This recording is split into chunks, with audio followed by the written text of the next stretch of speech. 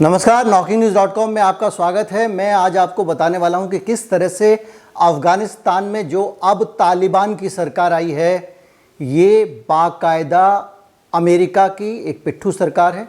एक ऐसी सरकार है जिसको बनाने में अमेरिका ने धन, संसाधन, हथियार और सारी जितनी प्रैक्टिस होती हैं, टैक्टिक्स होती हैं, वो इस्तेमाल की। तालिबान के साथ में अमेरिका का आज का नहीं, बहुत पुराना रिश्ता है। तालिबान नेताओं के साथ अमेरिका के बड़े बड़े राष्ट्रपति हमेशा मिलते रहे हैं। आज के घटनाक्रम में भी 2018 में मुल्ला बिरादर को बाकायदा डोनाल्ड ट्रंप ने दबाव बनाकर जेल से रिहा करवाया था। मैं आपको बताने वाला हूं कि किस तरह से मुल्ला बिरादर को रिहा कराने के साथ साथ डोनाल्ड ट्रंप अफगानिस्तान की सरकार को धमकियां दे रहे थे और तालिबान को मजबूत करने के लिए मजबूर कर रहे थे। लगातार किस तरह से जब वो चले गए तो बड़ी संख्या में हथियार, गोला बारूद, बख्तरबंद गाड़ियां, इसके अलावा बहुत सारे जो विमान भेदी तोपें और वाहन छोड़कर गए हैं, उनके लिए लेके गए हैं।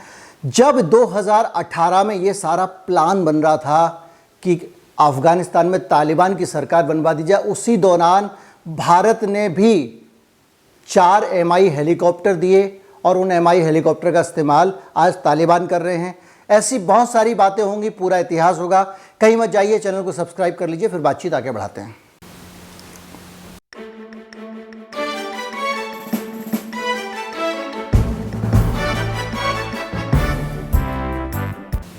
ये हिंदुस्तान की रिपोर्ट जो है वो बता रही है कि किस तरह से बड़ी संख्या में रसद और सैनिक सामग्री अमेरिकन तालिबान के हवाले करके गए हैं।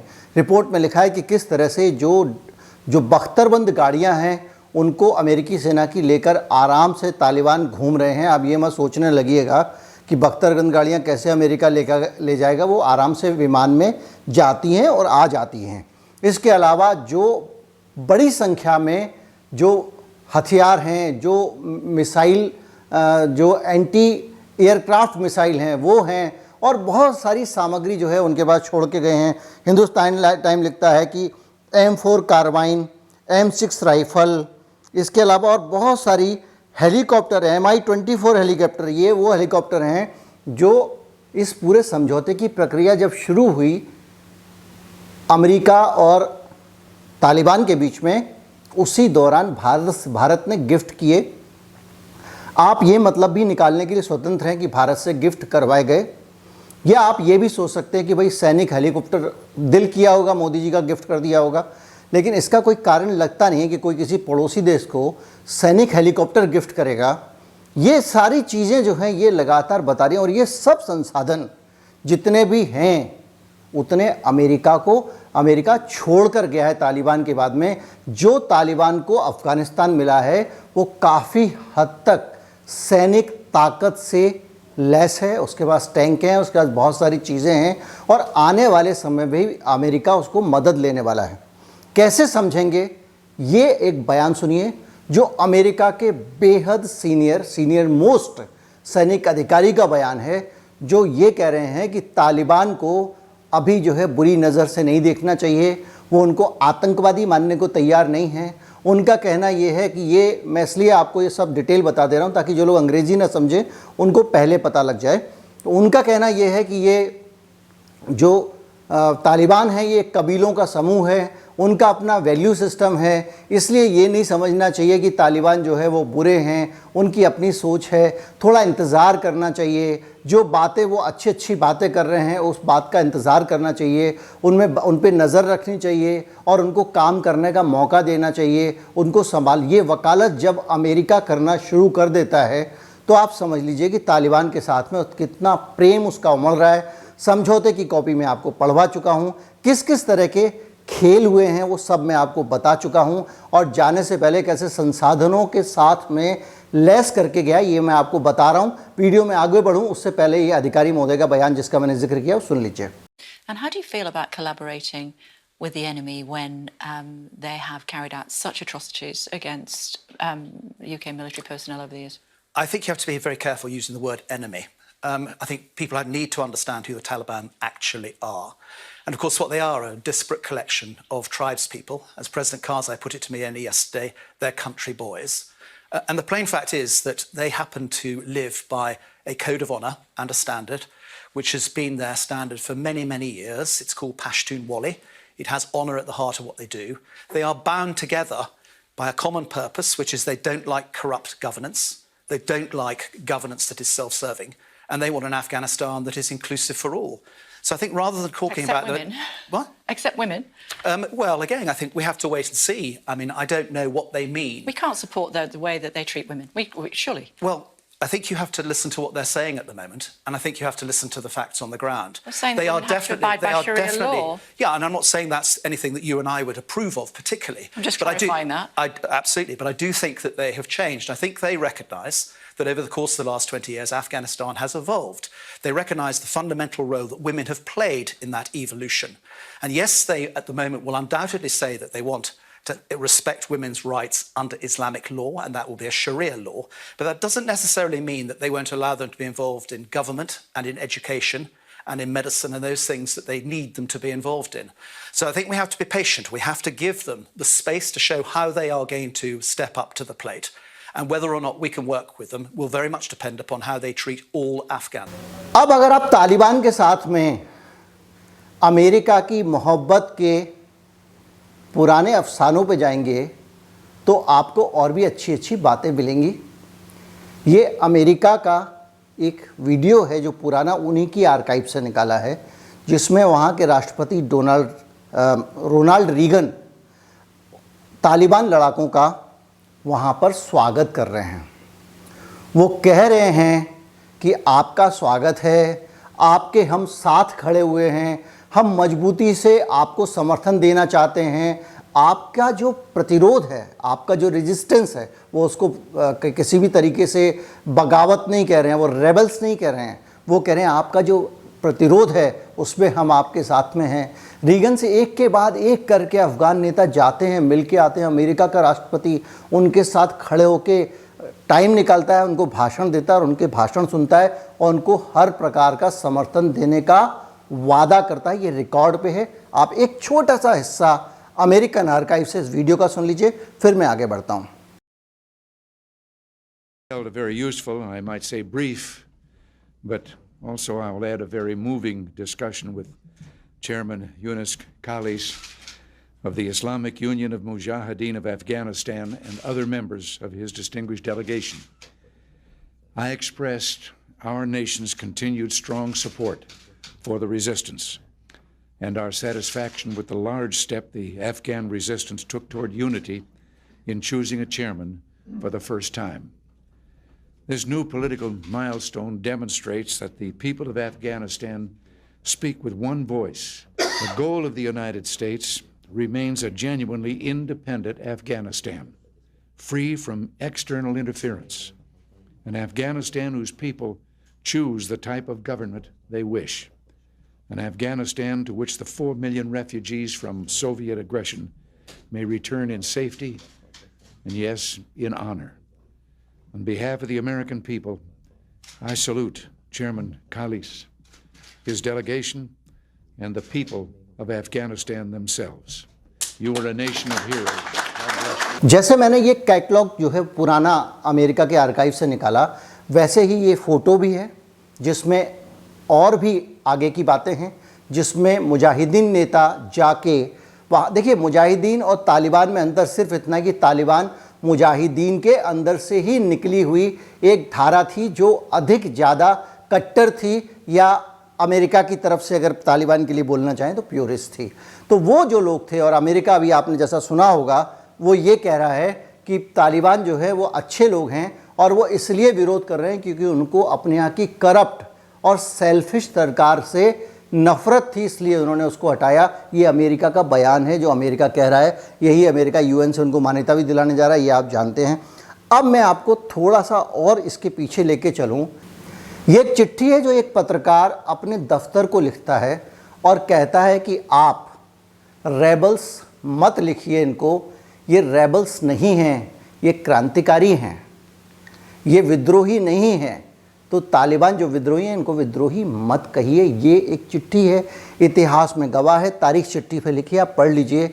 ये स्थितियां हैं जो ये बताती हैं कि अमेरिका का रिश्ता क्या रहा है।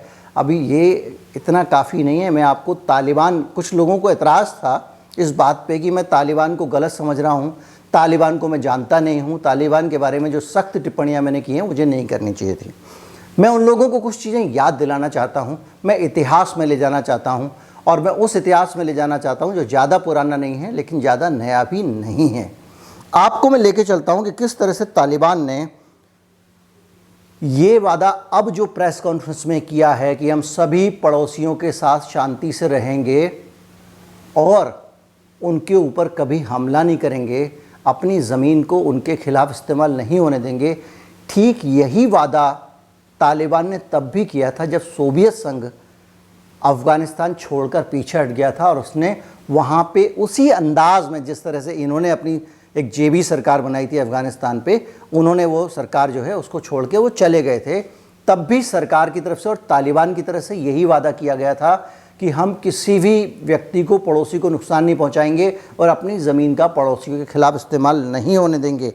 तब भी यही कहा था कि हम सबके साथ शांति से मिलकर रहेंगे। जब अफ़गानिस्तान से रूसी सेनाएं पीछे हट रही थीं तो जो उस वक़्त के राष्ट्रपति थे उनके लिए जान बचाना मुश्किल हो गया था, और वो जो रूस का दूतावास है, रूस में माफ़ कीजिएगा, संयुक्त राष्ट्र का जो दूतावास है, जो एक पवित्र जगह मानी जाती है, जो किसी भी देश के अधिकार से बाहर होती है, और वहाँ शरण लिया हुआ आदमी बहुत सुरक्षित माना जाता है, उस पर हमला नहीं किया जाता। वहाँ पर जाकर इन्होंने अपने राष्ट्रपति को तब के मार डाला था। उस यूएन के ऑफिस में घुसकर उस पर कब्जा कर लिया, जहाँ 4 साल से वो निर्वासित जीवन जी रहे थे, संयुक्त राष्ट्र के अंदर थे, और फिर मारा नहीं था, निकाला, उनको मारा, उनको बुरी तरह पत्थरों से कुचला, उनके जो सेंसिटिव बॉडी ऑर्गन्स हैं उनको काटा और उनको गर्दन से वहाँ पे चौराहे पे लटका दिया था। संयुक्त राष्ट्र को इससे बड़ी कोई चुनौती नहीं हो सकती। ये हिस्ट्री है उस तालिबान की जो कहता है कि मैंने अपने दुश्मनों को माफ़ कर दिया, और जो पहले भी कहता था मैंने अपने दुश्मनों को माफ़ कर दिया है। इसीलिए मैं कह रहा था इनका भरोसा नहीं है, ये कल किस तरह का रुख दिखाएंगे कुछ नहीं पता, इसलिए ज़्यादा भरोसा करके नहीं चलना चाहिए। अब मैं आपको बताऊं कि जैसे ही रूसी सेना अफ़गानिस्तान से हटी थी, इसी तरह की पाबंदियाँ, समान पाबंदियाँ लगाने की घोषणा की गई थी। शरिया के अंतर्गत चलना पड़ेगा। अब अमेरिका कह रहा है शरिया तो कई करेगा, पता नहीं कौन सा शरिया करेगा। भाई उनका शरिया जो पहले वो लागू कर चुके हैं वो हमारे पास उदाहरण है। अब हो सकता है वो बदल जाए, मैं भी उम्मीद करता हूँ बदल जाए, मैं चाहता हूँ वो बदल जाएं, लेकिन जो परिस्थितियाँ हैं वो मैं आपको बता रहा हूँ। उस वक़्त अचानक आधुनिक महिलाओं को बुर्कों में कैद कर दिया गया था और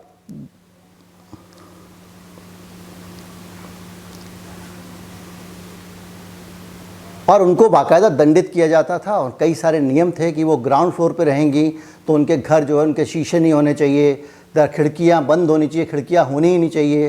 फर्स्ट फ्लोर पे रहेंगी तो पुरुषों की नज़र नहीं पड़नी चाहिए, उनकी आवाज़ किसी को सुनाई नहीं पड़नी चाहिए सार्वजनिक स्थलों पे। इस तरह की 50 बंदिशें लगाई गई थी और इसको तोड़ने पर महिलाओं को ही कड़ा दंड मिलता था। ये इतिहास है अफ़गानिस्तान का। और मैं आपको बताऊं, अमेरिका की तब भी तालिबान के प्रति जो मोहब्बत थी वो मैंने सिर्फ मुलाकातों में नहीं दिख रही है। स्टिंगर मिसाइल जो हवाई जहाज और हेलीकॉप्टर को गिराने के लिए काम आती है, स्टिंगर मिसाइल, वो भी तालिबान को बाकायदा अमेरिका ने गिफ्ट किए थे ताकि वो अपने दुश्मनों का मुकाबला स्टिंगर मिसाइल से कर सकें। और ये तारीख़ है और ये इतिहास है इस दुनिया का जिसमें अफ़गानिस्तान की ये भूमिका है और अमेरिका की अफ़गानिस्तान के साथ में ये साठगांठ है। इन पूरी हिस्ट्री को देखते हुए जो एक तालिबान को, एक आतंकवादी को, मुजाहिदीन को और उन पूरे संगठनों को मैंने देखी जानबूझ में इसमें बहुत सारे वीडियो में नाम और बहुत सारी तारीखें ऐड नहीं की हैं, नहीं तो ये बोझिल हो जाएगा। इसको किस्से की तरह लीजिए, मैंने स्क्रीनशॉट डाले हैं, उसमें तारीखें हैं, नाम है, सब कुछ है और आप गूगल भी कर सकते हैं। तो वो जो स्थिति है उसके बाद में लगातार हम ये देख रहे हैं कि अमेरिका का किस तरह का रवैया उनके प्रति है। अमेरिका में तालिबान को समर्थन करने के लिए ट्रंप ने खुली धमकी दी। मुल्ला बिरादर को जेल से किसने छुड़वाया? अमेरिका ने छुड़वाया, डोनाल्ड ट्रंप ने छुड़वाया। और मुल्ला बिरादर को जेल से निकाल के लाने के बाद समझौता किसने करवाया? ट्रंप ने कराया, आज वही ट्रंप ड्रामा कर रहा है, नाटक कर रहा है, एक्टिंग कर रहा है कि जो बिडेन ने ये कर दिया, वो कर दिया, मैं होता तो तब। ये सारे के सारे इतने मक्कार हैं ना, ये बोलते कुछ हैं करते कुछ हैं। और अमेरिका का ये कैरेक्टर है जो आप लगातार देखते रहिए, मैं आपको जब जब जैसे जैसे जानकारी मिलेगी देता जाऊंगा। और कहा अशरफ गनी साहब से कि आप इनसे समझौता कीजिए, आप इनसे मिले हुए हैं, और बातचीत शुरू हुई।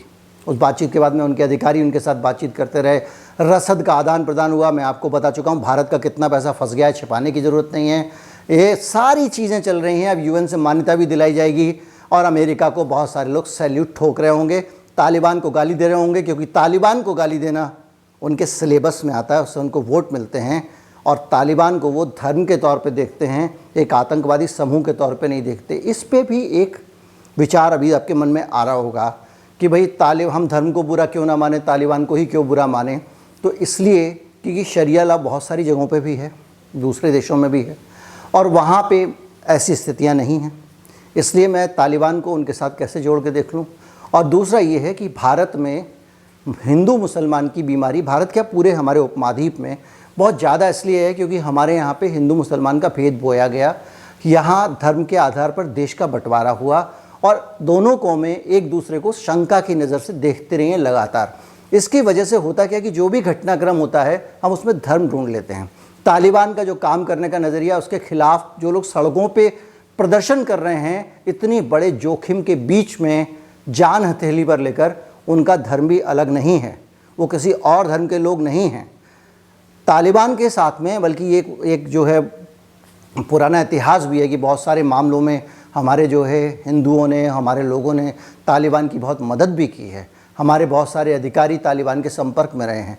इस सारी बातों को इसमें देखिए, बैक चैनल बातचीत भी हुई है, भारत की तरफ से भी बातचीत की गई है अफ़गानिस्तान से, वो सारी चीज़ें। लेकिन मेरा जो फोकस है आज के वीडियो का, वो मैंने आपको बता दिया कि सारा खेल अफ़गानिस्तान की ताकत तालिबान को सौंपने का था।